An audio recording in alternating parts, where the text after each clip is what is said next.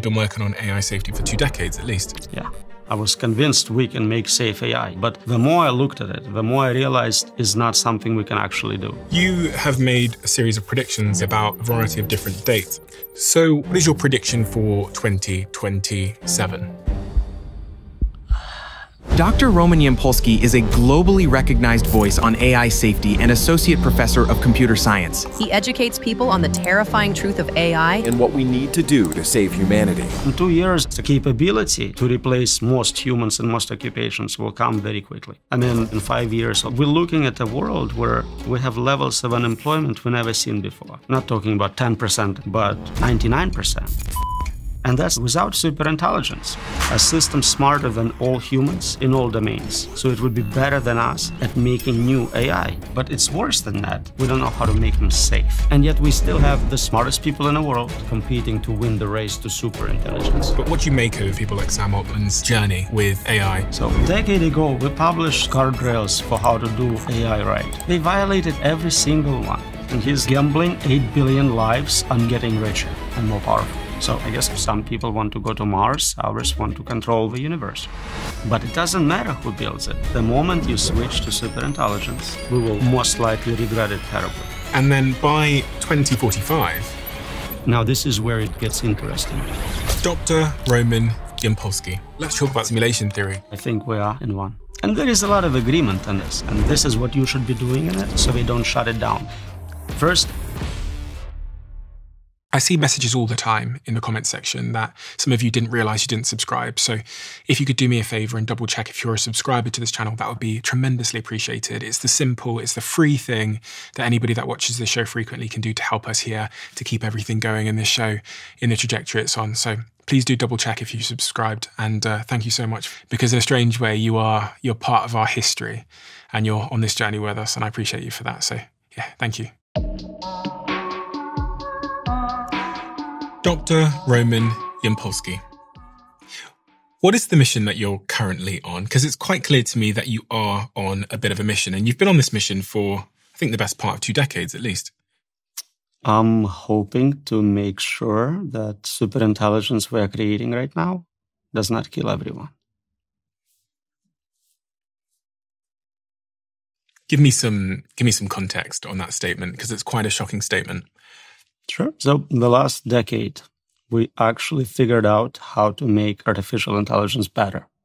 Turns out, if you add more compute, more data, it just kind of becomes smarter. And so now, smartest people in the world, billions of dollars, all going to create the best possible superintelligence we can. Unfortunately, while we know how to make those systems much more capable, we don't know how to make them safe. How to make sure they don't do something we will regret. And that's the state of the art right now. When we look at just prediction markets, how soon will we get to advanced AI? The timelines are very short, couple of years, 2-3 years, according to prediction markets, according to CEOs of top labs. And at the same time, we don't know how to make sure that those systems are aligned with our preferences. So we are creating this alien intelligence. If aliens were coming to Earth and you had 3 years to prepare, you would be panicking right now. But most people don't even realize this is happening. So some of the counter arguments might be, well, these are very, very smart people. These are very big companies with lots of money. They have a obligation and a moral obligation, but also just a legal obligation to make sure they do no harm. So I'm sure it'll be fine. The only obligation they have is to make money for the investors. That's the legal obligation they have. They have no moral or ethical obligations. Also, according to them, they don't know how to do it yet. The state-of-the-art answers are, we'll figure it out when we get there, or AI will help us control more advanced AI. That's insane. In terms of probability, what do you think is the probability that something goes catastrophically wrong? So nobody can tell you for sure what's going to happen. But if you're not in charge, you're not controlling it, you will not get outcomes you want. The space of possibilities is almost infinite. The space of outcomes we will like is tiny. And who are you and how long have you been working on this? I'm a computer scientist by training. I have a PhD in computer science and engineering. I probably started work in AI safety, mildly defined as control of bots at the time, 15 years ago. 15 years ago. So you've been working on AI safety before it was cool? Before the term existed, I coined the term AI safety. So you're the founder of the term AI safety? The term, yes, not the field. There are other people who did brilliant work before I got there. Why were you thinking about this 15 years ago? Because most people have only been talking about the term AI safety for the last 2 or 3 years. Yeah, it started very mildly just as a security project. I was looking at poker bots, and I realized that the bots are getting better and better. And if you just project this forward enough, they're going to get better than us, smarter, more capable. And it happened. They are playing poker way better than average players. But more generally, it will happen with all other domains, all the other cyber resources. I wanted to make sure AI is a technology which is beneficial for everyone. So I started work on making AI safer. Was there a particular moment in your career where you thought, oh my God? First 5 years at least, I was working on solving this problem. I was convinced we can make this happen. We can make safe AI. And that was the goal. But the more I looked at it, the more I realized every single component of that equation is not something we can actually do. And the more you zoom in, it's like a fractal. You go in and you find 10 more problems, and then 100 more problems. And all of them are not just difficult, they're impossible to solve. There is no seminal work in this field where, like, we solved this, we don't have to worry about this. There are patches. There are little fixes we put in place, and quickly people find ways to work around them. They jailbreak whatever safety mechanisms we have. So while progress in AI capabilities is exponential, or maybe even hyper-exponential, progress in AI safety is linear or constant. The gap is increasing. The gap between the how capable the systems are and how well we can control them, predict what they're going to do, explain their decision-making. I think this is quite an important point, because you said that we're basically patching over the issues that we find. So we're developing this core intelligence, and then to stop it doing things, or to stop it showing some of its unpredictability or its threats, the companies that are developing this AI are programming in code over the top to say, okay, don't swear, don't say that rude word, don't do that bad thing. Exactly. And you can look at other examples of that. So HR manuals, right? We have those humans, they're general intelligences, but you want them to behave in a company. So they have a policy, no sexual harassment, no this, no that. But if you're smart enough, you always find a workaround. So you're just pushing behavior into a different, not yet restricted subdomain. We should probably define some terms here. So there's narrow intelligence, which can play chess or whatever. There's the artificial general intelligence, which can operate across domains. And then superintelligence, which is smarter than all humans in all domains. And where are we? So that's a very fuzzy boundary, right? We definitely have many excellent narrow systems, no question about it. And they are super intelligent in that narrow domain. So protein folding is a problem which was solved using narrow AI, and it's superior to all humans in that domain. In terms of AGI, again, I said, if we showed what we have today to a scientist from 20 years ago, they would be convinced we have full-blown AGI. We have systems which can learn, they can perform in hundreds of domains, and they're better than human in many of them. So you can argue we have a weak version of AGI. Now, we don't have superintelligence yet. We still have brilliant humans who are completely dominating AI, especially in science and engineering. But that gap is closing so fast. You can see, especially in the domain of mathematics. 3 years ago, large language models couldn't do basic algebra. Multiplying 3-digit numbers was a challenge. Now they're helping with mathematical proofs. They're winning mathematics Olympiads, competitions. They are working on solving millennial problems, hardest problems in mathematics. So in 3 years, we closed the gap from subhuman performance to better than most mathematicians in the world. And we see the same process happening in science and in engineering. You have made a series of predictions, and they correspond to a variety of different dates. And I have those dates in front of me here. What is your prediction for the year 2027? We're probably looking at AGI as predicted by prediction markets and tops of the labs. So we'd have artificial general intelligence by 2027. And how would that make the world different to how it is now? So if you have this concept of a drop-in employee, you have free labor, physical and cognitive, trillions of dollars of it. It makes no sense to hire humans for most jobs. If I can just get, a $20 subscription or a free model to do what an employee does, first, anything on a computer will be automated. And next, I think humanoid robots are maybe 5 years behind. So in 5 years, all the physical labor can also be automated. So we're looking at a world where we have levels of unemployment we've never seen before. I'm not talking about 10% unemployment, which is scary, but 99%. All you have left is jobs where, for whatever reason, you prefer another human would do it for you. But anything else can be fully automated. It doesn't mean it will be automated in practice. A lot of times, technology exists, but it's not deployed. Video phones were invented in the 70s. Nobody had them until iPhones came around. So we may have a lot more time with jobs and with world which looks like this. Mm-hmm. But capability to replace most humans and most occupations will come very quickly. Okay, so let's try and drill down into that and stress test it. So a podcaster like me, would you need a podcaster like me? So let's look at what you do. You prepare, you ask questions, you ask follow-up questions, and you look good on camera. Thank you so much. Let's see what we can do. Large language model today can easily read everything I wrote and have very solid understanding. Better. I assume you haven't read every single one of my books. No. Yeah. That thing would do it.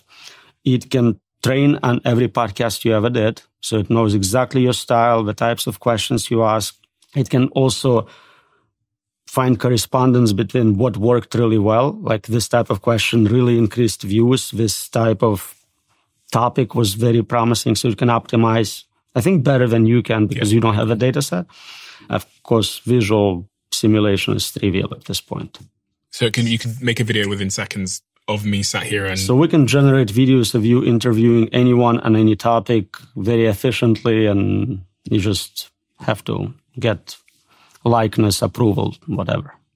Are there many jobs that you think would remain in a world of AGI? If you're saying AGI is potentially going to be here, whether it's deployed or not, by 2027, what kind... And then, okay, so let's take out of this any physical labor jobs for a second.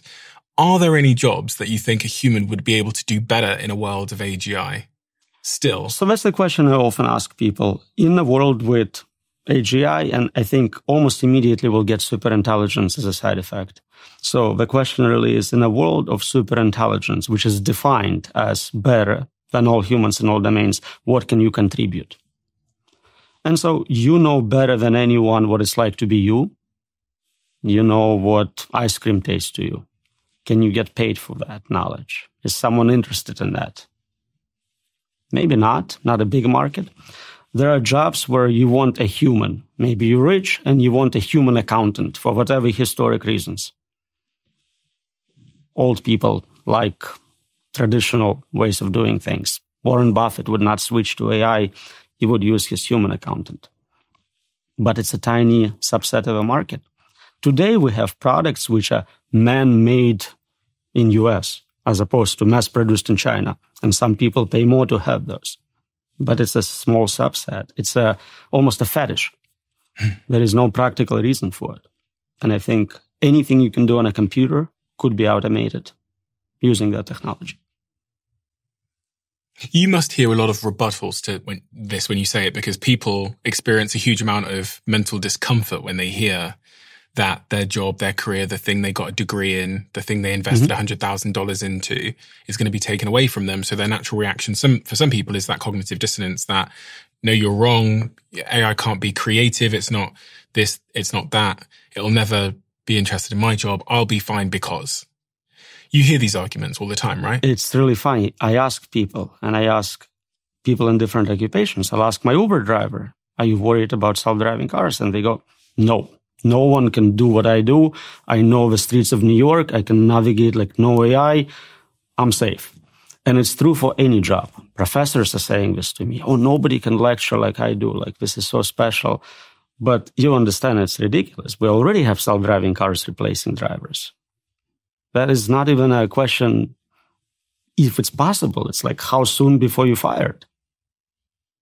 Yeah, I mean, I've just been in LA yesterday, and my car drives itself. So I get in the car, I put in where I want to go, and then I don't touch the steering wheel or the brake pedals, and it takes me from A to B, even if it's an hour-long drive without any intervention at all. I actually still park it, but other than that, I'm not driving the car at all. I mean, obviously in LA we also have Waymo now, which means you order it on your phone, and it shows up with no driver in it and takes you to where you want to go. Oh yeah.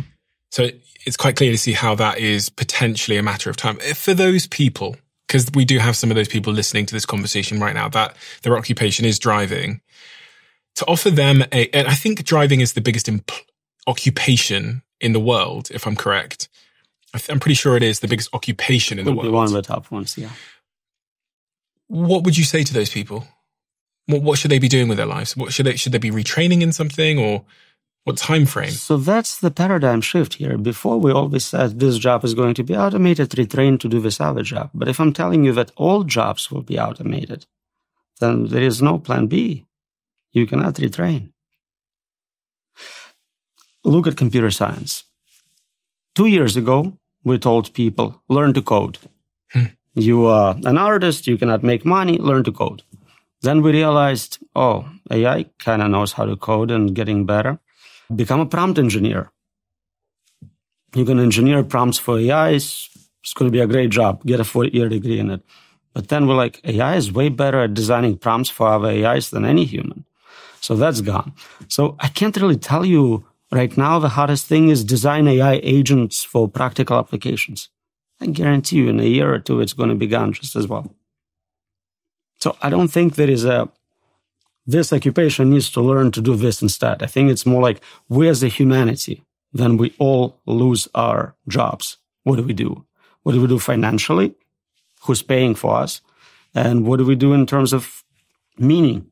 What do I do with my extra 60, 80 hours a week? You've thought around this corner, haven't you? A little bit. What is around that corner, in your view? So the economic part seems easy. If you create a lot of free labor, you have a lot of free wealth, abundance, things which are right now not very affordable become dirt cheap, and so you can provide for everyone basic needs. Some people say you can provide beyond basic needs. You can provide very good existence for everyone. The hard problem is, what do you do with all that free time? For a lot of people, their jobs are what gives them meaning in their life, so they would be kind of lost. We see it with people who retire or do early retirement.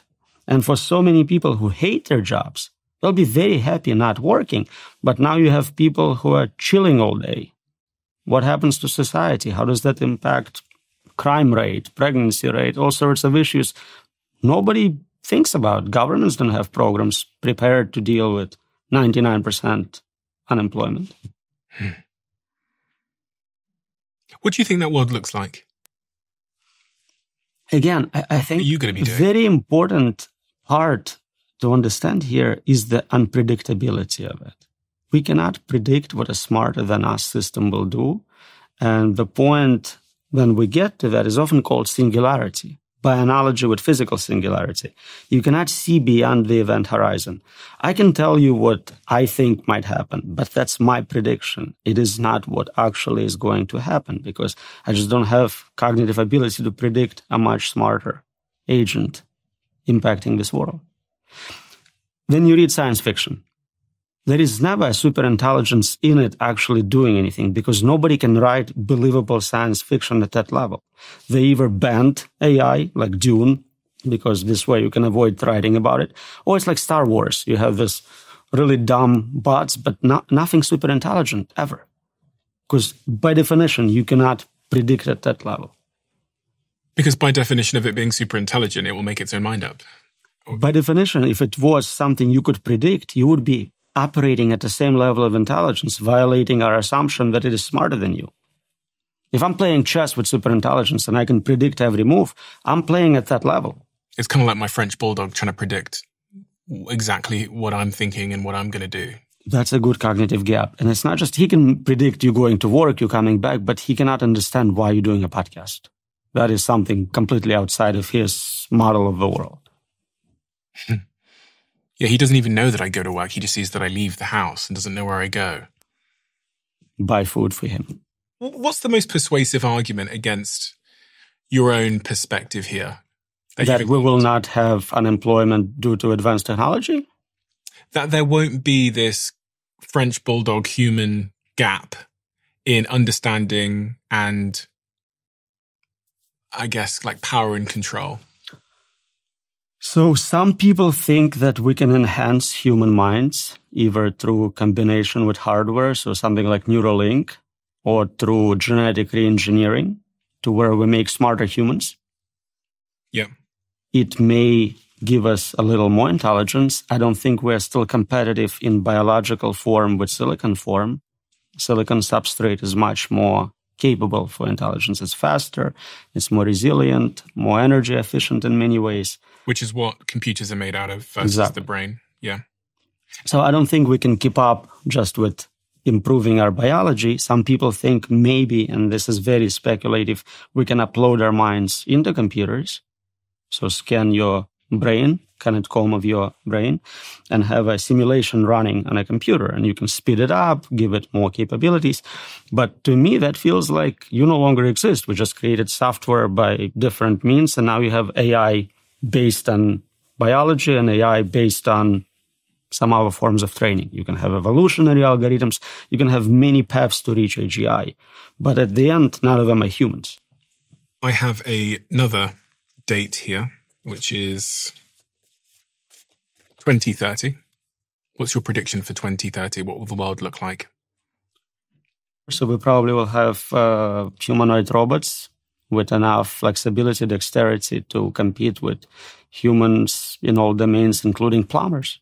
We can make artificial plumbers. Not the plumbers. That felt like the last bastion of human employment. So 2030, 5 years from now, humanoid robots. So many of the companies, the leading companies, including Tesla, are developing humanoid robots at light speed, and they're getting increasingly more effective. These humanoid robots will be able to move through physical space, make an omelette, do anything humans can do, but obviously be connected to AI as well. So they can think, talk. Right. They're controlled by AI. They're always connected to the network. So they are already dominating in many ways. Our world will look remarkably different when humanoid robots are functional and effective. Because that's really when, I start thinking, like the combination of intelligence and physical ability is really doesn't leave much, does it, for us human beings?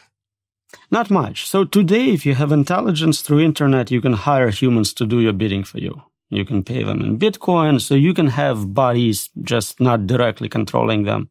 So it's not a huge game changer to add direct control of physical bodies. Intelligence is where it's at. The important component is definitely higher ability to optimize, to solve problems, to find patterns people cannot see. And then by 2045, I guess the world looks even more, which is 20 years from now. So if it's still around. Ray Kurzweil predicts that that's the year for the singularity. That's the year where progress becomes so fast. So this AI doing science and engineering work makes improvements so quickly we cannot keep up anymore. That's the definition of singularity, point beyond which we cannot see, understand, predict. See and understand, predict the intelligence itself, or what is happening in the world? The technology is being developed. So right now, if I have an iPhone, I can look forward to a new one coming out next year, and I'll understand it has slightly better camera. Imagine now this process of researching and developing this phone is automated. It happens every 6 months, every 3 months, every month, week, day, hour, minute, second. You cannot keep up with 30 iterations of iPhone in one day. You don't understand what capabilities it has, what proper controls are. It just escapes you. Right now, it's hard for any researcher in AI to keep up with the state of the art. While I was doing this interview with you, a new model came out, and I no longer know what the state of the art is. Every day, as a percentage of total knowledge, I get dumber. I may still know more because I keep reading, but as a percentage of overall knowledge, we're all getting dumber. And then you take it to extreme values, you have zero knowledge, zero understanding of the world around you. Some of the arguments against this eventuality are that when you look at other technologies like the Industrial Revolution, people just found new ways to work, and new careers that we could never have imagined at the time were created. How do you respond to that in a world of superintelligence? It's a paradigm shift. We always had tools, new tools, which allowed some job to be done more efficiently. So instead of having 10 workers, you could have 2 workers, and 8 workers had to find a new job. And there was another job. Now you can supervise those workers or do something cool. If you're creating a meta invention, you're inventing intelligence, you're inventing a worker, an agent, then you can apply that agent to the new job. There is not a job which cannot be automated. That never happened before. All the inventions we previously had were kind of a tool for doing something. So we invented fire, huge game changer. But that's it. It stops with fire.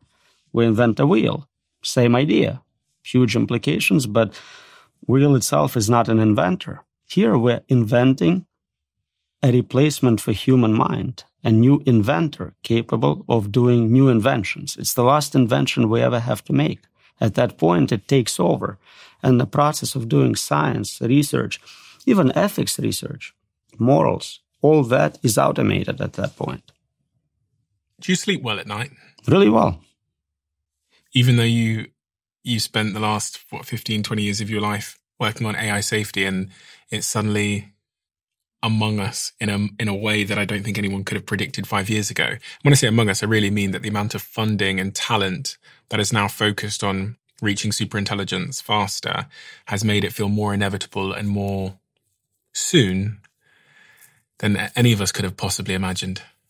We as humans have this built-in bias about not thinking about really bad outcomes and things we cannot prevent. So all of us are dying. Your kids are dying, your parents are dying, everyone's dying, but you still sleep well, you still go on with your day. Even 95-year-olds are still doing games and playing golf and whatnot, because we have this ability to not think about the worst outcomes, especially if we cannot actually modify the outcome. So that's the same infrastructure being used for this. Yeah, there is humanity-level death-like event. We're happening to be close to it probably, but unless I can do something about it, I can just keep enjoying my life. In fact, maybe knowing that you have limited amount of time left gives you more reason to have a better life. You cannot waste any. And that's the survival trait of evolution, I guess, because those of my ancestors that spent all their time worrying wouldn't have spent enough time having babies and hunting to survive. Suicidal ideation. People who really start thinking about how horrible the world is usually escape pretty soon. You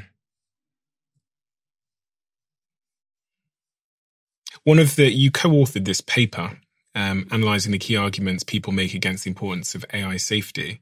And one of the arguments in there is that there's other things that are of bigger importance right now. It might be world wars. It could be nuclear containment. It could be other things. There's other things that the governments and podcasters like me should be talking about that are more important. What's your rebuttal to that argument? So superintelligence is a meta solution. If we get superintelligence right, it will help us with climate change. It will help us with wars. It can solve all the other existential risks. If we don't get it right, it dominates. If climate change will take 100 years to boil us alive and superintelligence kills everyone in 5, I don't have to worry about climate change. So either way, either it solves it for me or it's not an issue. So you think it's the most important thing to be working on? without question, there is nothing more important than getting this right. And I know everyone says it. You take any class, but you take English professor's class, and he tells you, this is the most important class you'll ever take.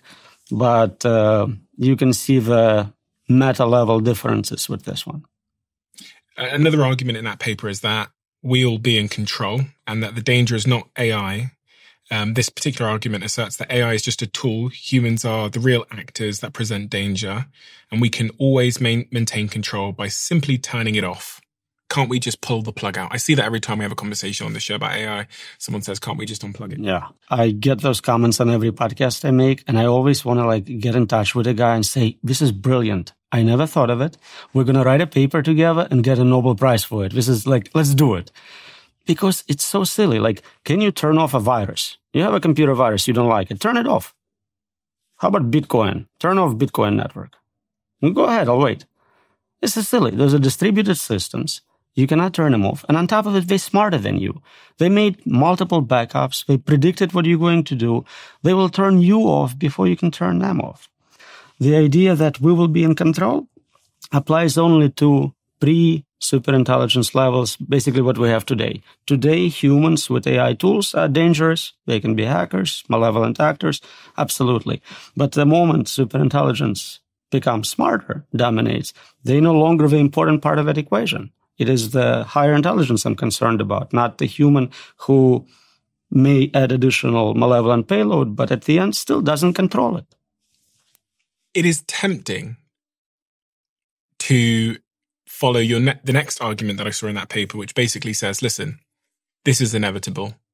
So there's no point fighting against it because there's really no hope here. So we should probably give up even trying and be faithful that it will work itself out. Because everything you've said sounds really inevitable. And if with China working on it, I'm sure Putin's got some secret division. I'm sure Iran are doing some bits and pieces. Every European country's trying to get ahead of AI. The United States is leading the way.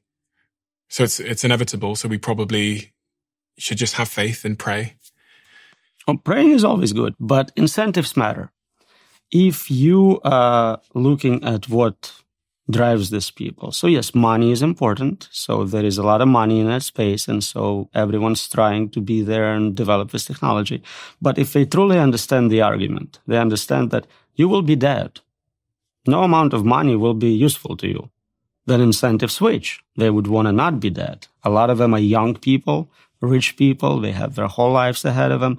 I think they would be better off not building advanced superintelligence, concentrating on narrow AI tools for solving specific problems.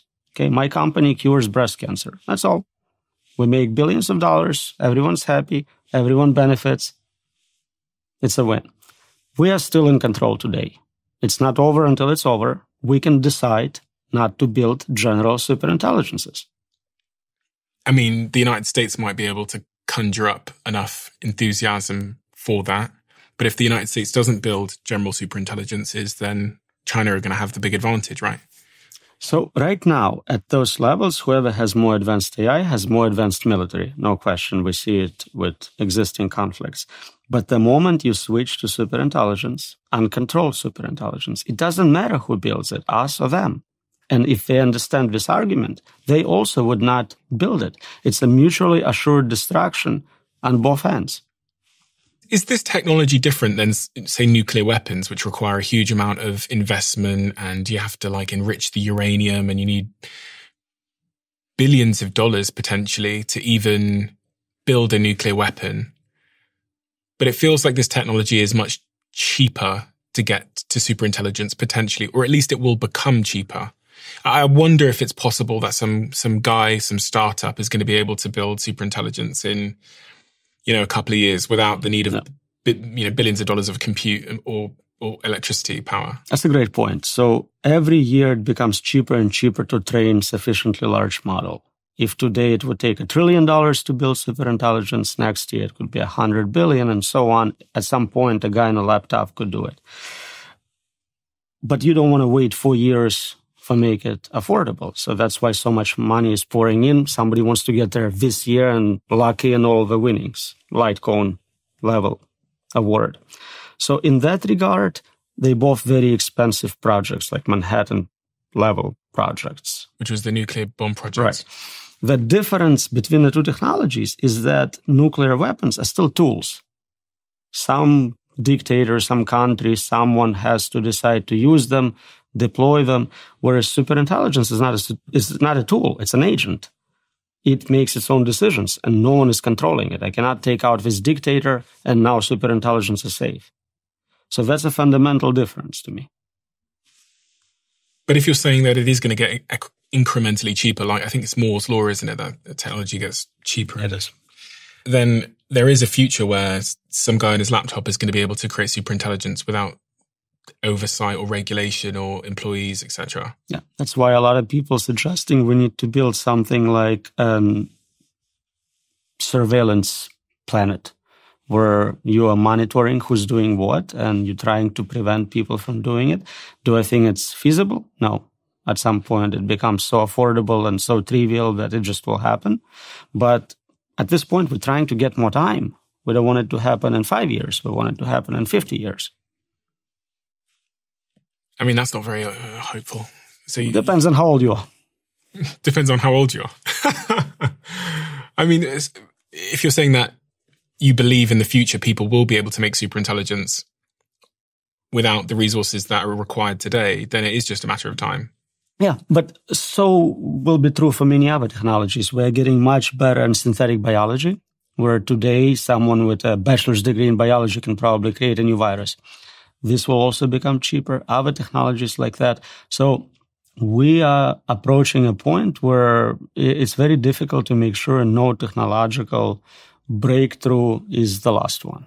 So essentially, in many directions, we have this pattern of making it easier in terms of resources, in terms of intelligence, to destroy the world. If you look at, 500 years ago, the worst dictator with all the resources could kill a couple million people. He couldn't destroy the world.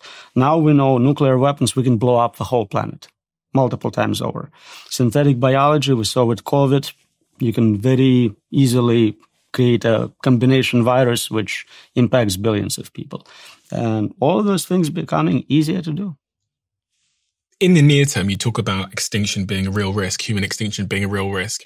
Of all the pathways to human extinction that you think are most likely, what is the leading pathway? Because I know you talk about there being some issue pre-deployment of these AI tools, like, someone makes a mistake when they're designing a model, or other issues post-deployment. When I say post-deployment, I mean once a ChatGPT or something, an agent's released into the world and someone hacking into it and changing it and reprogramming it to be malicious. Of all these potential paths to human extinction, which one do you think is the highest probability?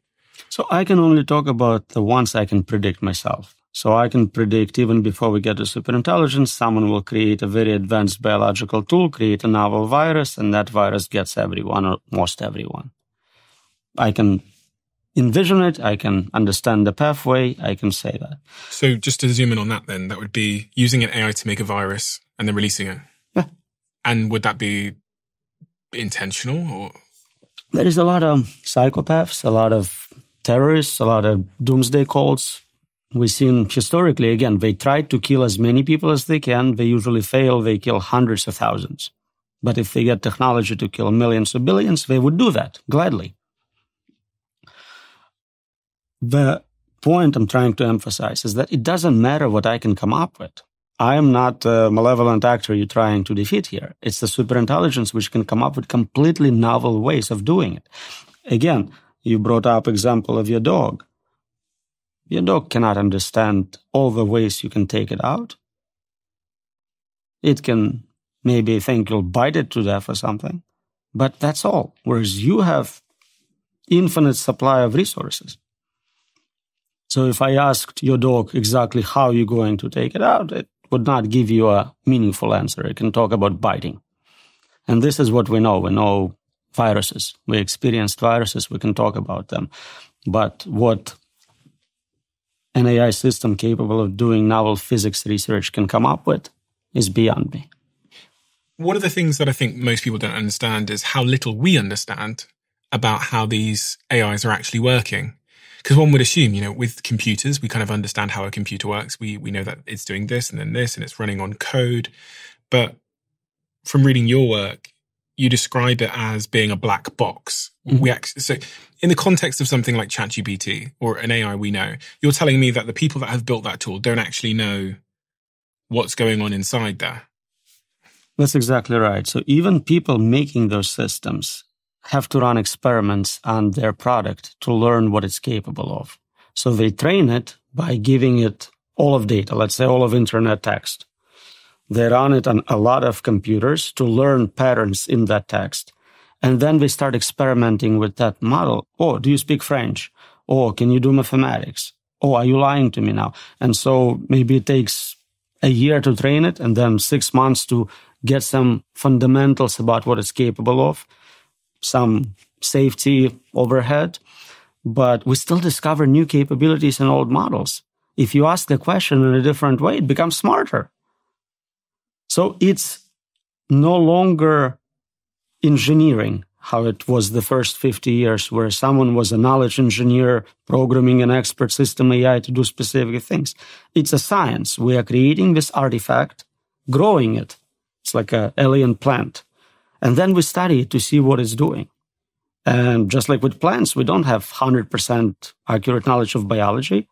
We don't have full knowledge here. We kind of know some patterns. We know, okay, if we add more compute, it gets smarter most of the time. But nobody can tell you precisely what the outcome is going to be given a set of inputs. I've watched so many entrepreneurs treat sales like a performance problem when it's often down to visibility. Because when you can't see what's happening in your pipeline, what stage each conversation is at, what's stalled, what's moving, you can't improve anything and you can't close the deal. Our sponsor, Pipedrive, is the #1 CRM tool for small to medium businesses. Not just a contact list, but an actual system that shows your entire sales process, end to end, everything that's live, what's lagging, and the steps you need to take next. All of your teams can move smarter and faster. Teams using Pipedrive are on average closing 3 times more deals than those that aren't. It's the first CRM made by salespeople for salespeople that over 100,000 companies around the world rely on, including my team who absolutely love it. Give Pipedrive a try today by visiting pipedrive.com/CEO. And you can get up and running in a couple of minutes with no payment needed. And if you use this link, you'll get a 30-day free trial.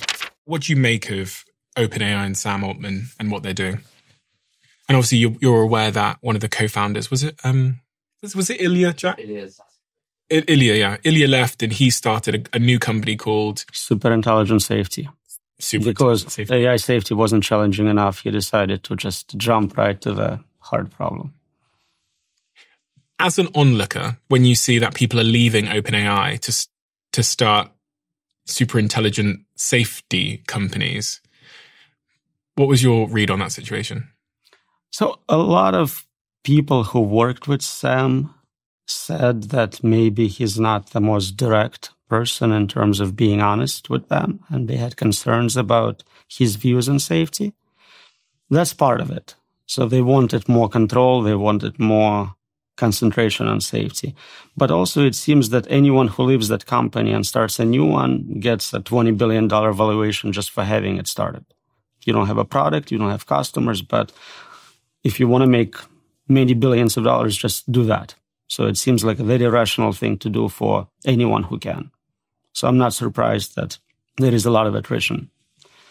Meeting him in person, he's super nice, very smart, absolutely perfect public interface. You see him testify in the Senate, he says the right thing to the senators. You see him talk to the investors, they get the right message.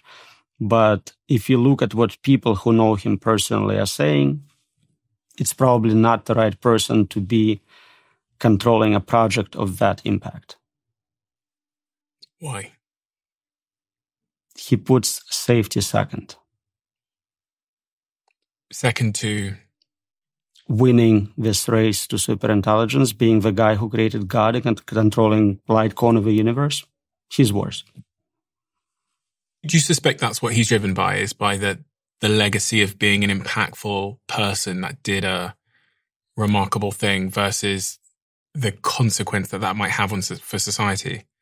Because it's interesting that his other startup is WorldCoin, which is basically a platform to create universal basic income, i.e. a platform to give us income in a world where people don't have jobs anymore. So on one hand, you're creating an AI company, and on the other hand, you're creating a company that is preparing for people not to have employment. It also has other properties. It keeps track of everyone's biometrics. It keeps you in charge of the world's economy, world's wealth. They're retaining a large portion of world coins. So I think it's kind of very reasonable part to integrate with world dominance.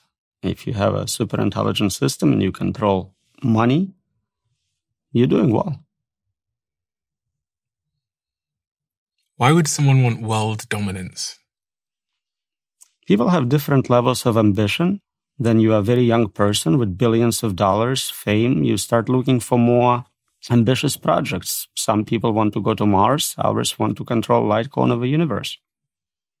What did you say? Litecoin of the universe? Litecoin. So every part of the universe light can reach from this point, meaning anything accessible you want to grab and bring into your control. Do you think Sam Altman wants to control every part of the universe? I suspect he might, yes. It doesn't mean he doesn't want a side effect of it being a very beneficial technology which makes all the humans happy. Happy humans are good for control. If you had to guess what the world looks like in 2100, if you had to guess, it's either free of human existence or it's completely not comprehensible to someone like us. It's one of those extremes. So there's either no humans. It's basically the world is destroyed, or it's so different that I cannot envision those predictions. What can be done to turn this ship to a more certain positive outcome at this point? Is there still things that we can do, or is it too late? So I believe in personal self-interest. If people realize that doing this thing is really bad for them personally, they will not do it. So our job is to convince everyone with any power in this space, creating this technology, working for those companies, they are doing something very bad for them. Not just forget our 8 billion people you're experimenting on with no permission, no consent. You will not be happy with the outcome. If we can get everyone to understand that's the default, and it's not just me saying it, you had Jeff Hinton on, Nobel Prize winner, founder of the whole machine learning space. He says the same thing. Benji, dozens of others, top scholars.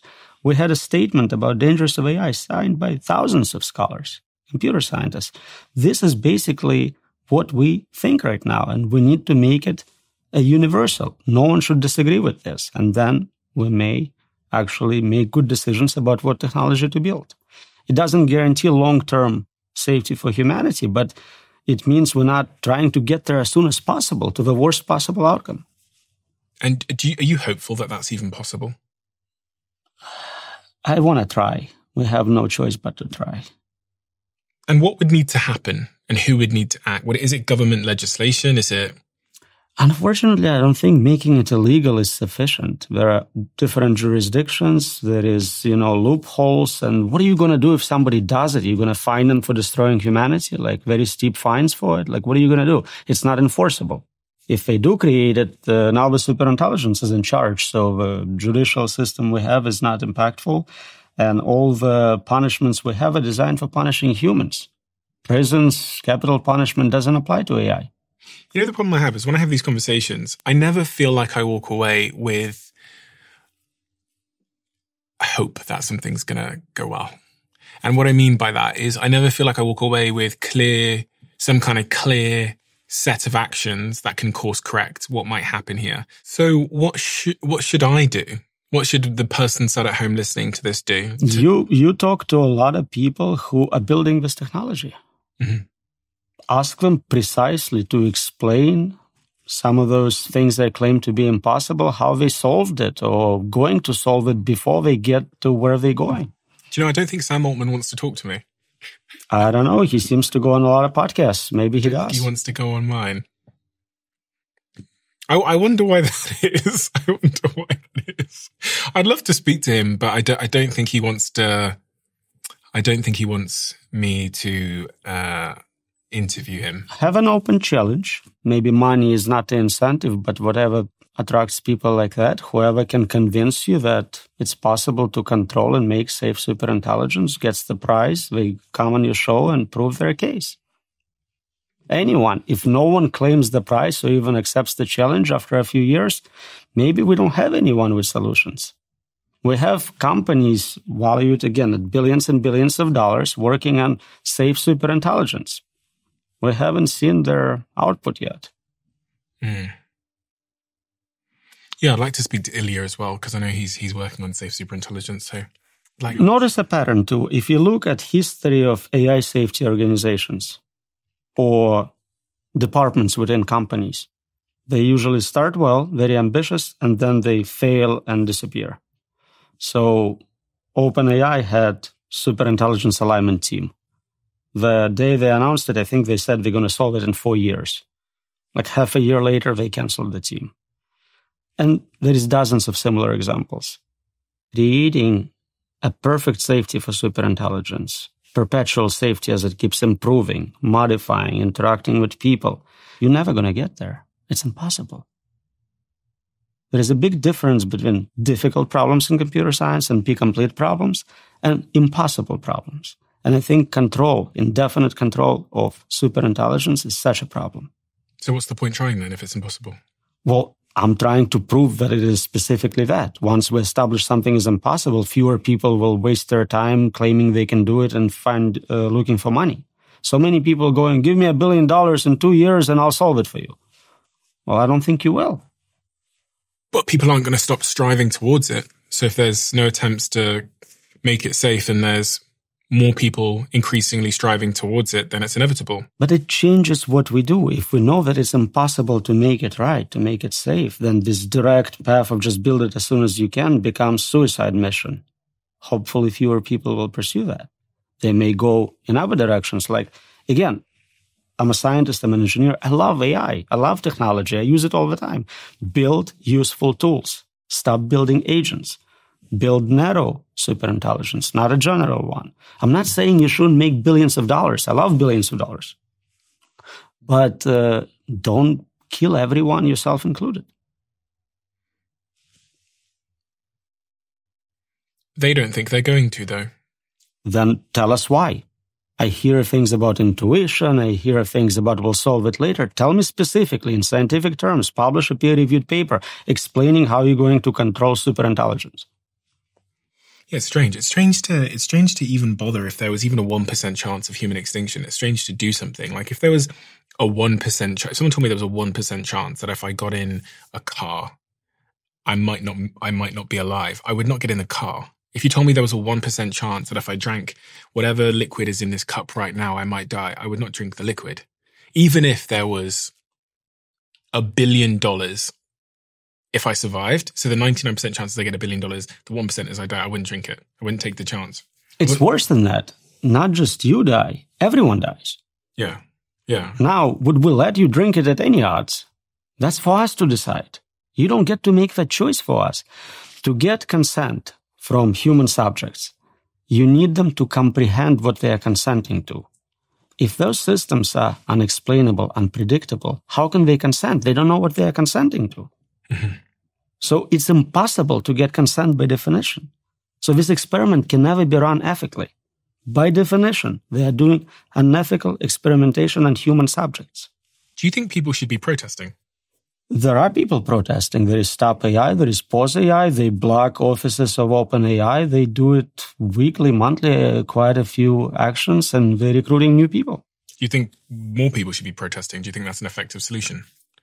If you can get it to a large enough scale to where majority of population is participating, it would be impactful. I don't know if they can scale from current numbers to that, but I support everyone trying everything peacefully and legally.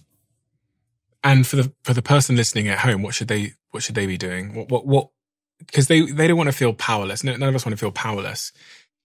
So it depends on what scale we're asking about. Time scale. I was saying, like, this year, your kid goes to college, what major to pick? Should they go to college at all? Yeah. Should you switch jobs? Should you go into certain industries? Those questions we can answer. We can talk about immediate future. What should you do in 5 years with this being created? For an average person, not much.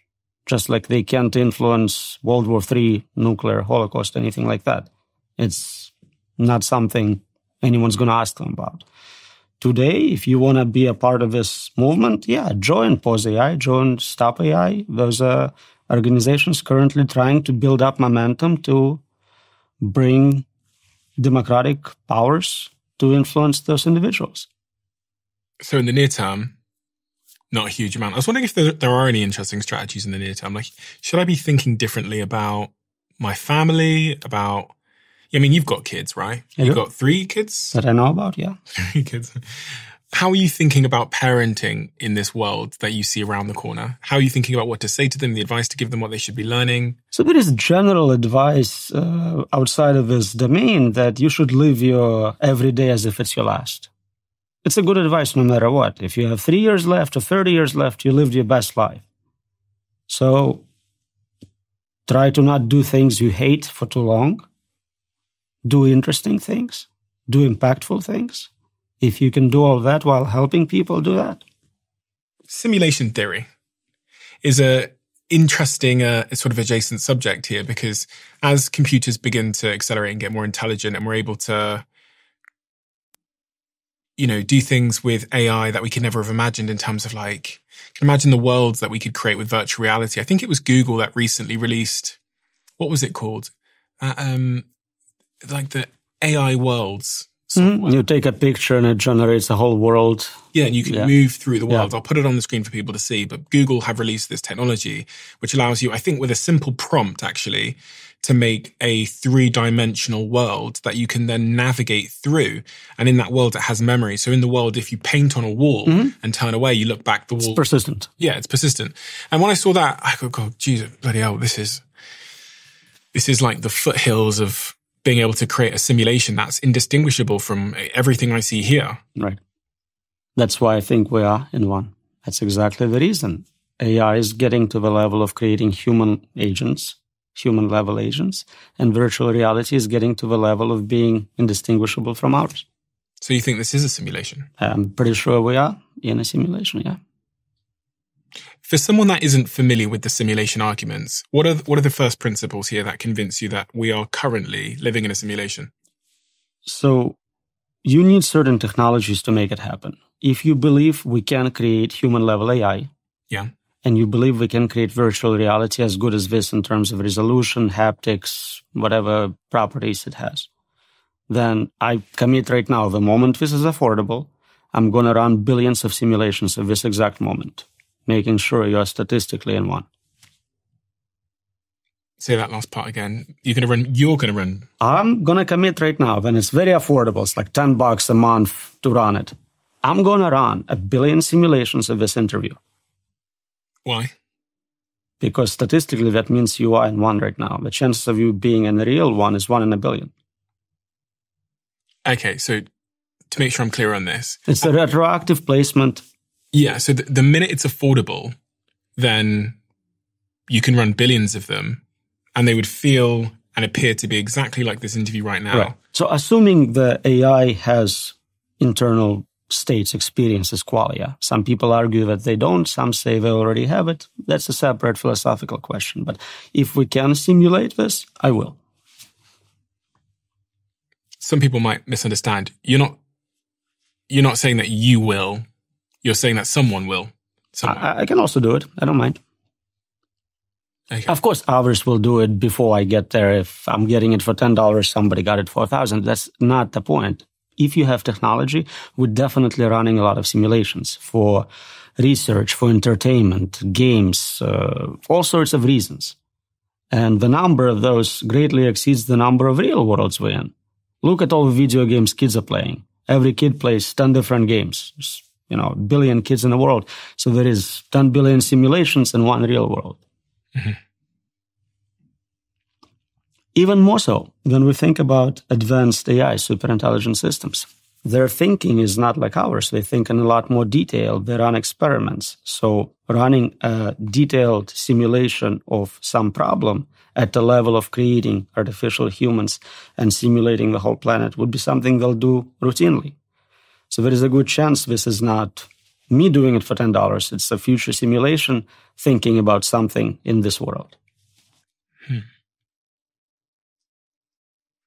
So it could be the case that a species of humans or a species of intelligence in some form got to this point where they could affordably run simulations that are indistinguishable from this, and they decided to do it, and this is it right now. And it would make sense that they would run simulations as experiments or for games or for entertainment. And also, when we think about time, in the world that I'm in this simulation that I could be in right now, time feels long, relatively. You know, I have 24 hours in a day, but in their world, it could be... Time is relative. Relative, yeah. It could be a second. My whole life could be a millisecond in there. Right. You can change speed of simulations you're running, for sure. So your belief is that this is probably a simulation? Most likely. And there is a lot of agreement on that. If you look, again, returning to religions, every religion basically describes what? A superintelligent being, an engineer, a programmer, creating a fake world for testing purposes or for whatever. But if you took the simulation hypothesis paper, you go to jungle, you talk to primitive people, a local tribe, and in their language, you tell them about it. Go back 2 generations later. They have religion. That's basically what the story is. Religion, yeah, describes a simulation theory, basically. Right. Somebody created... So by default, that was the first theory we had. And now with science, more and more people are going like, I'm giving it non-trivial probability. A few people are as high as I am, but a lot of people give it some credence. What percentage are you at in terms of believing that we are currently living in a simulation? Very close to certainty. And what does that mean for the nature of your life? If you're close to 100% certain that we are currently living in a simulation, does that change anything in your life? So all the things you care about are still the same. Pain still hurts. Love still love, right? Like those things are not different, so it doesn't matter. They're still important. That's what matters. The little 1% different is that I care about what's outside the simulation. I want to learn about it. I write papers about it. So that's the only impact. And what do you think is outside of the simulation? I don't know. But we can look at this world and derive some properties of the simulators. So clearly, brilliant engineer, brilliant scientist, brilliant artist. Not so good with morals and ethics. Room for improvement. In our view of what morals and ethics should be? Well, we know there is suffering in the world. So unless you think it's ethical to torture children, then I'm questioning your approach. But in terms of incentives, to create a positive incentive, you probably also need to create negative incentives. Suffering seems to be one of the negatives and incentives built into our design to stop me doing things I shouldn't do. So like put my hand in a fire, it's going to hurt. But it's all about levels of suffering, right? So unpleasant stimuli, negative feedback doesn't have to be at like negative infinity hell levels. You don't want to burn alive and feel it. You want to be like, oh, this is uncomfortable. I'm going to stop. It's interesting because we assume that they don't have great morals and ethics, but we too we take animals and cook them and eat them for dinner, and we also conduct experiments on mice and rats. But to get university approval to conduct an experiment, you submit a proposal, and there is a panel of ethicists who would say, you can't experiment on humans, you can't burn babies, you can't eat animals alive. All those things would be banned. In most parts of the world. Where they have ethical boards. Yeah. Some places don't bother with it, so they have easier approval process. It's funny when you talk about the simulation theory, there's an element of the conversation that makes life feel less meaningful in a weird way. I know it doesn't matter, but whenever I have this conversation with people, not on the podcast, about are we living in a simulation, you almost see a little bit of meaning come out of their life for a second, and then they forget and then they carry on. But the thought that this is a simulation almost posits that it's not important or that I think humans want to believe that this is the highest level and we're the most important and it's all about us. We're quite egotistical by design. And it's an interesting observation I've always had when I have these conversations with people, that it seems to strip something out of their life. Do you feel religious people feel that way? They know there is another world and the one that matters is not this one. Do you feel they don't value their lives the same? I guess in some religions. I think they think that this world is being created for them and that they are going to go to this heaven or hell. And that still puts them at the very center of it. But if it's a simulation, we could just be some computer game that a 4-year-old alien is messing around with while he's got some time to burn. But maybe there is, a test and there is a better simulation you go to and a worse one. Maybe there are different difficulty levels. Maybe you want to play it on a harder setting next time. I've just invested millions into this and become a co-owner of the company. It's a company called Ketone IQ, and the story is quite interesting. I started talking about ketosis on this podcast and the fact that I'm very low carb, very, very low sugar, and my body produces ketones, which have made me incredibly focused, have improved my endurance, have improved my mood, and have made me more capable at doing what I do here. And because I was talking about it on the podcast, a couple of weeks later, these showed up on my desk in my HQ in London, these little shots. And oh my God, the impact this had on my ability to articulate myself, on my focus, on my workouts, on my mood, on stopping me crashing throughout the day was so profound that I reached out to the founders of the company, and now I'm a co-owner of this business. I highly, highly recommend you look into this. I highly recommend you look at the science behind the product. If you want to try it for yourself, visit ketone.com/Stephen for 30% off your subscription order. And you'll also get a free gift with your second shipment. That's ketone.com/Stephen. And I'm so honored that once again, a company I own can sponsor my podcast. I've built companies from scratch and backed many more. And there's a blind spot that I keep seeing in early stage founders. They spend very little time thinking about HR. And it's not because they're reckless or they don't care. It's because they're obsessed with building their companies. And I can't fault them for that. At that stage, you're thinking about the product, how to attract new customers, how to grow your team, really how to survive. And HR slips down the list because it doesn't feel urgent. But sooner or later, it is. And when things get messy, tools like our sponsor today, JustWorks, go from being a nice to have to being a necessity. Something goes sideways and you find yourself having conversations you did not see coming. This is when you learn that HR really is the infrastructure of your company, and without it, things wobble. And JustWorks stops you learning this the hard way. It takes care of the stuff that would otherwise drain your energy and your time, automating payroll, health insurance benefits, and it gives your team human support at any hour.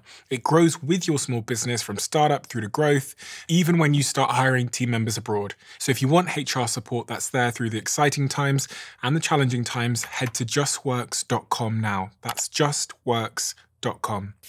And do you think much about longevity? A lot, yeah. It's probably the second most important problem, because if AI doesn't get us, that will. What do you mean? You're going to die of old age. Which is fine. That's not good. You want to die? I mean... You don't have to. It's just a disease. We can cure it. Nothing stops you from living forever. As long as the universe exists. Unless we escape the simulation. But we wouldn't want a world where everybody could live forever, right? That would be... Sure we do. Why? Who do you want to die? Well, I don't know. I mean, I say this because it's all I've ever known, that people die, but wouldn't the world become pretty overcrowded if... No, you stop reproducing if you live forever. You have kids because you want a replacement for you. If you live forever, you're like, I'll have kids in 1,000,000 years. That's cool. I'll go explore the universe first. Plus, if you look at actual population dynamics, outside of like one continent, we're all shrinking. We're not growing. Yeah, this is crazy. It's crazy that the more rich people get, the less kids they have, which aligns with what you're saying. And I do actually think if, I'm going to be completely honest here, I think if I knew that I was going to live to 1,000 years old, there's no way I'd be having kids at 30. Right, exactly. Biological clocks are based on terminal points, whereas if your biological clock is infinite, you'd be like, one day. And you think that's close? Being able to extend our lives? It's one breakthrough away. I think somewhere in our genome, we have this rejuvenation loop, and it's set to basically give us at most 120. I think we can reset it to something bigger. AI is probably going to accelerate that. That's one very important application area. Yes, absolutely. So maybe Brian Johnson's right when he says, don't die now. He keeps saying to me, he's like, don't die now. Don't die ever. Because he's saying, like, don't die before we get to the technology. Right. Longevity, escape velocity. You want to live long enough to live forever. If at some point every year of your existence add 2 years to your existence through medical breakthroughs, then you live forever. You just have to make it to that point of longevity, escape velocity. And he thinks that longevity, escape velocity, especially in the world of AI, is decades away, minimum, which means... As soon as we fully understand human genome, I think we'll make amazing breakthroughs very quickly. Because we know some people have genes for living way longer. They have generations of people who are centenarians. So if we can understand that and copy that, or copy it from some animals which will live forever, we'll get there. Would you want to live forever? Of course. Reverse the question. Let's say we lived forever and you ask me, do you want to die in 40 years? Why would I say yes? I don't know, maybe... You're just used to the default. Yeah, I am used to the default. And nobody wants to die. Like, no matter how old you are, nobody goes, yeah, I want to die this year. Everyone's like, no, I want to keep living.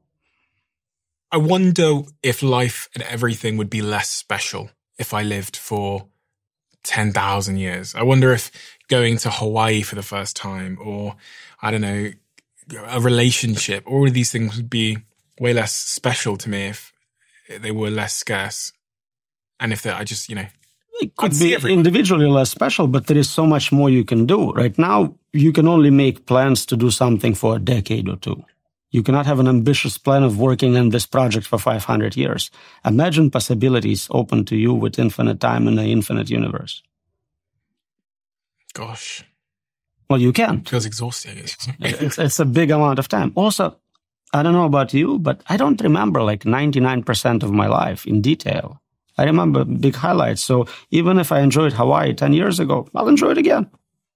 Are you thinking about that really practically as in terms of, if, in the same way that Brian Johnson is convinced that we're like maybe 2 decades away from being able to extend life. Are you thinking about that practically? And are you doing anything about it? Diet, nutrition. I try to think about investment strategies which pay out in a million years. Yeah. Really? Yeah, of course. What do you mean, of course? Of course. Why wouldn't you? If you think this is what's going to happen, you should try that. So if we get AI right, now what happens to economy? We talked about WorldCoin. We talked about free labor. What's money? Is it now Bitcoin? Do you invest in that? Is there something else which becomes the only resource we cannot fake? So those things are very important research topics. So you're investing in Bitcoin, aren't you? Yeah. Because it's the only scarce resource. Nothing else has scarcity. Everything else, if price goes up, will make more. I can make as much gold as you want, given a proper price point. You cannot make more Bitcoin. Some people say Bitcoin is just this thing on a computer that we all agreed was valuable. We are a thing on a computer. Remember? Okay, so, I mean, not investment advice, but investment advice. It's hilarious how that's one of those things where they tell you it's not, but you know it is immediately. Your call is important to us. That means your call is of zero importance. And investment is like that. Mm-hmm. Yeah. When they say no investment advice, it's definitely investment advice, but it's not investment advice. Okay, so you're bullish on Bitcoin because it can't be messed with. It is the only thing which we know how much there is in the universe. So gold, there could be an asteroid made out of pure gold heading towards us, devaluing it. Well, also killing all of us. But Bitcoin, I know exactly the numbers. And even the 21 million is an upper limit. How many are lost? Passwords forgotten. I don't know what Satoshi is doing with his million. It's getting scarcer every day, while more and more people are trying to accumulate it. Some people worry that it could be hacked with a supercomputer. A quantum computer can break that algorithm. There is strategies for switching to quantum-resistant cryptography for that. And quantum computers are still kind of weak. Do you think there's any changes to my life that I should make following this conversation? Is there anything that I should do differently the minute I walk out of this door? I assume you already invest in Bitcoin heavily? Yes, I'm an investor in Bitcoin. This is financial advice. No, just... You seem to be winning. Maybe it's your simulation. You're rich, handsome. You have famous people hang out with you. Like, that's pretty good. Keep it up. Robin Hanson has a paper about how to live in a simulation, what you should be doing in it. And your goal is to do exactly that. You want to be interesting. You want to hang out with famous people so they don't shut it down. So you are part of a part someone's actually watching on pay-per-view or something like that. Oh, I don't know if you want to be watched on pay-per-view, because then you would be the Then they shut you down. If no one's watching, why would they play it? I'm saying, don't you want to fly under the radar? Don't you want to be the guy just living a normal life that the masters... Those are NPCs. Nobody wants to be an NPC. Are you religious? Not in any traditional sense, but I believe in simulation hypothesis, which has a super intelligent being. So, but you don't believe in the the religious books. So different religions. This religion will tell you don't work Saturday. This one, don't work Sunday. Don't eat pigs. Don't eat cows. They just have local traditions on top of that theory. That's all it is. They all the same religion. They all worship super intelligent being. They all think this world is not the main one. And they argue about which animal not to eat. Skip the local flavors, concentrate on what do all the religions have in common. And that's the interesting part. They all think there is something greater than humans, very capable, all-knowing, all-powerful. Then I run a computer game. For those characters in a game, I am that. I can change the whole world, I can shut it down, I know everything in a world. It's funny, I was thinking earlier on when we started talking about the simulation theory that there might be something innate in us that has been left from the creator, almost like a clue, like an intuition. Because that's what we tend to have through history. Humans have this intuition that all the things you said are true, that there's this somebody above. And that... Well, we have generations of people who were religious, who believed God told them and was there and gave them books. And that has been passed on for many generations. This is probably one of the earliest generations not to have universal religious belief. I wonder if those people are telling the truth. I wonder if there's those people that say God came to them and said something. Imagine that. Imagine if that was part of this. I'm looking at the news today. Something happened an hour ago, and I'm getting different conflicting results. I can't even get with cameras, with drones, with guy on Twitter there. I still don't know what happened. And you think 3,000 years ago we have accurate record of translations? And no, of course not. You know, these conversations you have around AI safety, do you think they make people feel good? I don't know if they feel good or bad, but people find it interesting. It's one of those topics, so I can have a conversation about different cures for cancer with an average person. But everyone has opinions about AI. Everyone has opinions about simulation. It's interesting that you don't have to be highly educated or a genius to understand those concepts. Because I tend to think that it makes me feel not positive. And I understand that, but I've always been of the opinion that you shouldn't live in a world of delusion where you're just seeking to be positive, have sort of positive things said and avoid uncomfortable conversations. Actually, progress often in my life comes from having uncomfortable conversations, becoming aware about something, and then at least being informed about how I can do something about it. And so I think that's why I asked the question, because I assume most people should, if they're normal human beings, listen to these conversations and go, gosh, that's scary. And this is concerning. And then I keep coming back to this point, which is what do I do with that energy? Yeah, but I'm trying to point out this is not different than so many conversations. We can talk about, there is starvation in this region, genocide in this region, you're all dying, cancer is spreading, autism is up. You can always find something to be very depressed about and nothing you can do about it. And we're very good at concentrating on what we can change, what we are good at, and basically not trying to embrace the whole world as a local environment. So historically, you grew up with a tribe, you had a dozen people around you. If something happened to one of them, it was very rare. It was an accident. Now, if I go on the internet, somebody gets killed everywhere all the time. Somehow, thousands of people are reported to me every day. I don't even have time to notice.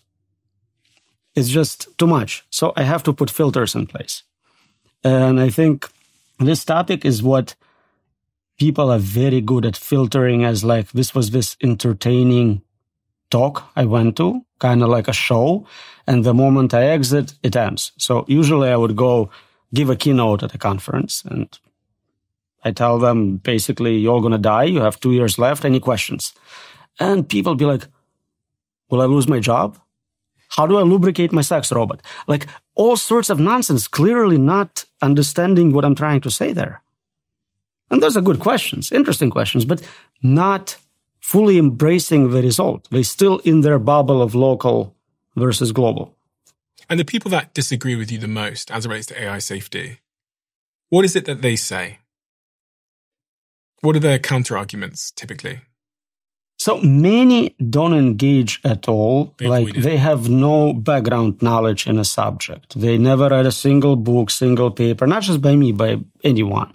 They may be even working in a field, so they are doing some machine learning work for some company, maximizing ad clicks. And to them, those systems are very narrow. And then they hear that, oh, this AI is going to take over the world. They're like, it has no hands. How would it do that? It's nonsense. This guy is crazy. He has a beard. Why would I listen to him, right? Then they start reading a little bit. They go, oh, okay, so maybe AI can be dangerous. Yeah, I see that. But we always solved problems in the past. We're going to solve them again. I mean, at some point, we fixed a computer virus or something, so it's the same. And basically, the more exposure they have, the less likely they are to keep that position. I know many people who went from super careless developer to safety researcher. I don't know anyone who went from I worry about AI safety to like there is nothing to worry about.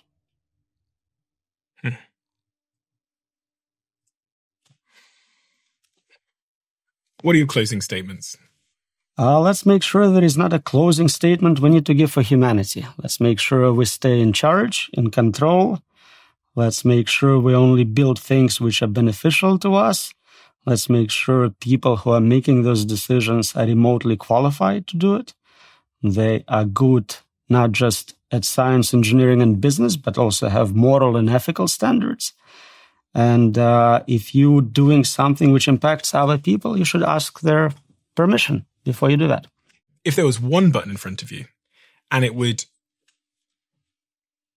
shut down every AI company in the world right now, permanently, with the inability for anybody to start a new one, would you press the button?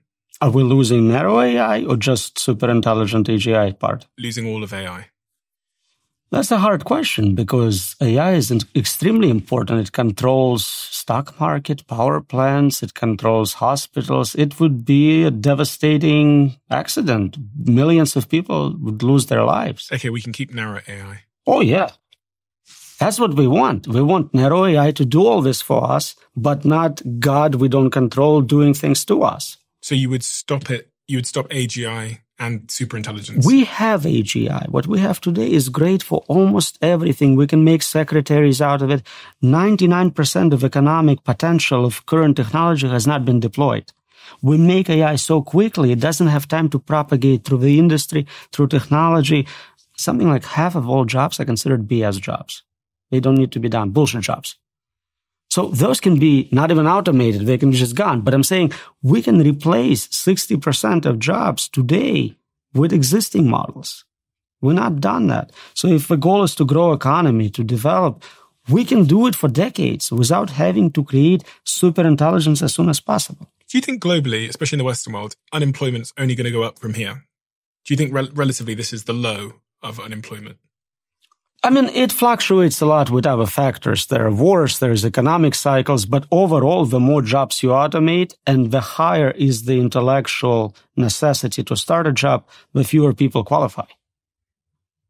So if we plotted it on a graph over the next 20 years, you're assuming unemployment's gradually going to go up over that time? I think so. Fewer and fewer people would be able to contribute. Already, we kind of understand it because we created minimum wage. We understood some people don't contribute enough economic value to get paid anything, really. So we had to force employers to pay them more than they're worth. Mm-hmm. And we haven't updated it. It's $7.25 federally in US. If you keep up with the economy, it should be like $25 an hour now, which means all these people making less are not contributing enough economic output to justify what they're getting paid. We have a closing tradition on this podcast where the last guest leaves a question for the next guest, not knowing who they're leaving it for. And the question left for you is, what are the most important characteristics for a friend, colleague, or mate? Those are very different types of people. But for all of them, loyalty is number one. And what does loyalty mean to you? Not betraying you, not screwing you, not cheating on you. Despite the temptation. Despite the world being as it is, situation, environment. Dr. Roman, thank you so much. Thank you so much for doing what you do, because you're starting a conversation and pushing forward a conversation and doing research that is incredibly important. And you're doing it in the face of a lot of skeptics, I'd say. There's a lot of people that have a lot of incentives to discredit what you're saying and what you do because they have their own incentives and they have billions of dollars on the line and they have their jobs on the line potentially as well. So it's really important that there are people out there that are willing to, I guess, stick their head above the parapet and come on shows like this and go on big platforms and talk about the unexplainable, unpredictable, uncontrollable future that we're heading towards. So thank you for doing that. This book, which I think everybody should check out if they want a continuation of this conversation, I think it was published in 2024, gives a holistic view on many of the things we've talked about today, preventing AI failures and much, much more. And I'm going to link it below for anybody that wants to read it. If people want to learn more from you, if they want to go further into your work, what's the best thing for them to do? Where do they go? They can follow me on Facebook, follow me on X, just don't follow me home. Very important. Follow you. Okay, so I'll put your Twitter, your X account as well below so people can follow you there. And yeah, thank you so much for doing what you do. It's remarkably eye-opening and it's given me so much food for thought. And it's actually convinced me more that we are living in a simulation. But it's also made me think quite differently of religion, I have to say. Because you're right, all the religions, when you get away from the sort of the local traditions, they do all point at the same thing. And actually, if they are all pointing at the same thing, then maybe the fundamental truths that exist across them should be something I pay more attention to. Things like loving thy neighbor, things like the fact that we are all one, that there's a divine creator. And maybe also, they all seem to have consequence beyond this life. So maybe I should be thinking more about how I behave in this life and where I might end up thereafter. Roman, thank you. Amen.